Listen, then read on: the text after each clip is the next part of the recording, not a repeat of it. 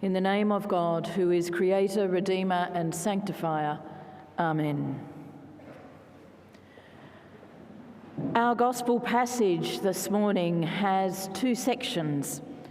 Firstly, Jesus goes home and discovers that people are quick to judge and make decisions based on what they think they know, rather than listening and seeing. And secondly, we have the sending out of the 12. In both cases, in both sections, we hear that healing occurs, though it is heavily suggested in the first section that if people had been more receptive, much more could have been received. Our English translation says that the people took offence at Jesus, though the Greek word is eskandalizonto, which can also mean that they stumbled at Jesus' words, or as Nicholas King, the New Testament scholar, translates it, they were shocked or they were scandalised by his words.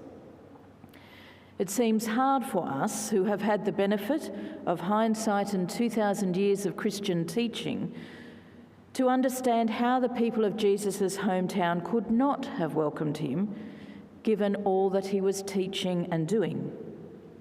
And yet, they were effectively blind and deaf. They weren't able to see and hear, for they thought they knew better, having placed themselves, already prejudging, in a position of superior knowledge. It is interesting, though, that, as I said, in both cases, healing is brought. Healing restores wholeness. Healing, especially in the New Testament, restores wholeness not only of body, but also of community.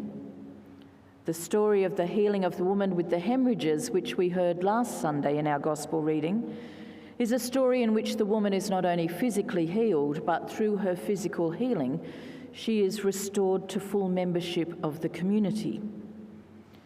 Not only is her broken body restored, but a broken community is made whole once more. We understand about the desire for healing. It is one of our deepest longings. When we hear a person's story, often that of someone we love, we can see the impact that it has on their lives, that this brokenness has. And we can understand the desire to be made whole, to be restored to health. This year's theme for NAIDOC Week is Heal Country. And this has a strong resonance for us, especially as people of faith who pray for and yearn for healing, for wholeness, and for the unity and restoration that comes with that gift. The NAIDOC Week website has an explanation of what this theme means for the First Nations people of this land. I'm going to quote now a lengthy part of that explanation, and I ask you to bear with me because it's important that we hear the explanation in the words of our First Nation sisters and brothers. They say, country is inherent to our identity. It sustains our lives in every aspect, spiritually, physically, emotionally, socially, and culturally. Country is more than a place. When we talk about country, it is spoken of like a person. Country is family, kin, law, ceremony, traditions, and language. For Aboriginal and Torres Strait Islander peoples, it has been this way since the dawn of time. Through our languages and songs, we speak to country. Through our ceremonies and traditions, we sing to and celebrate country, and country speaks to us.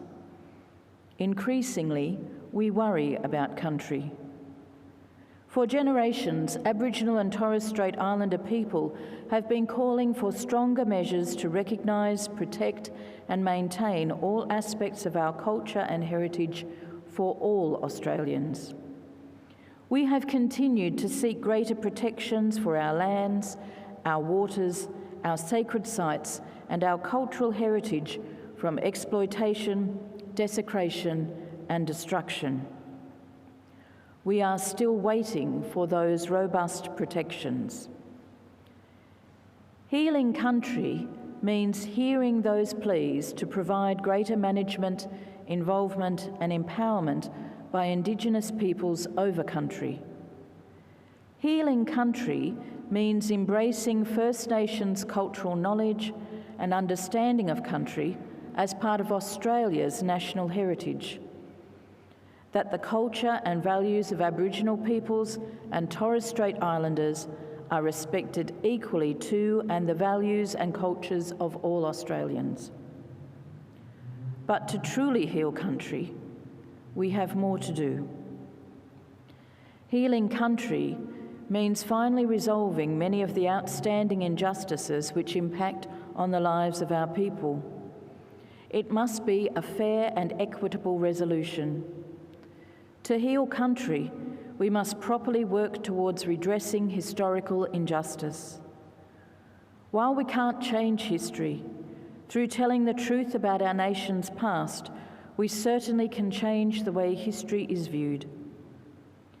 Healing country is more than changing a word in our national anthem.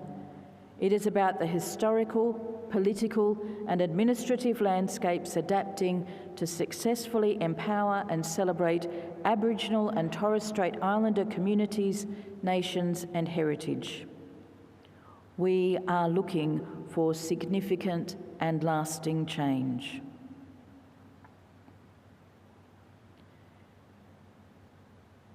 These are powerful words, confronting words, words from the heart, words which speak of brokenness and vulnerability, and words which seek for healing.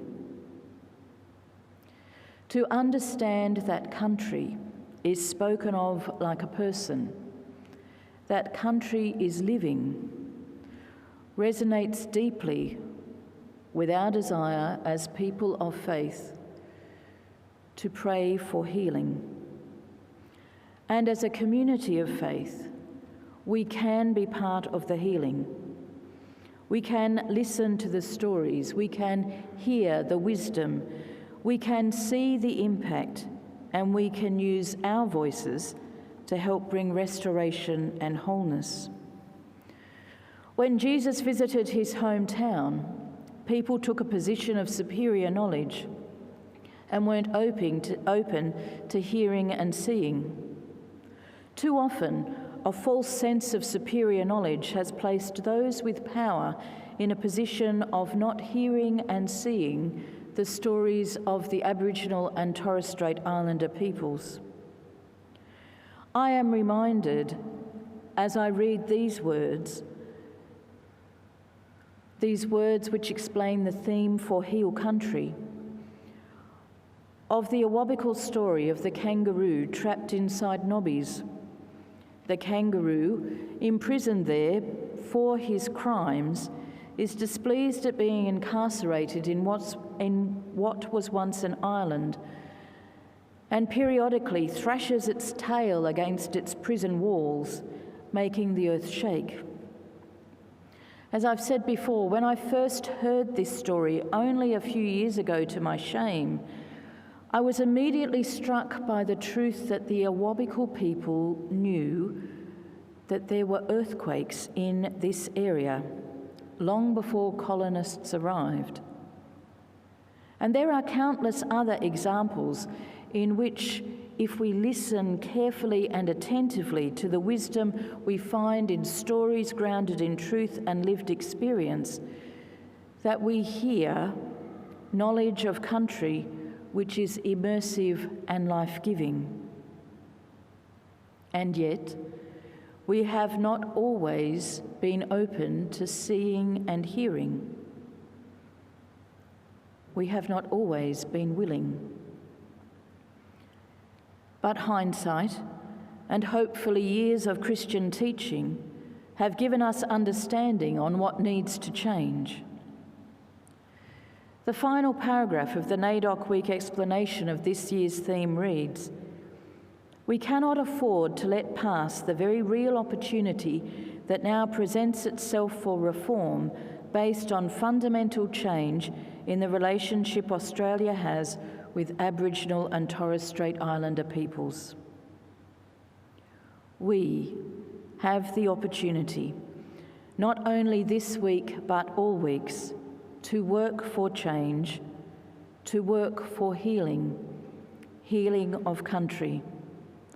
For we cannot be whole when we are broken. Amen.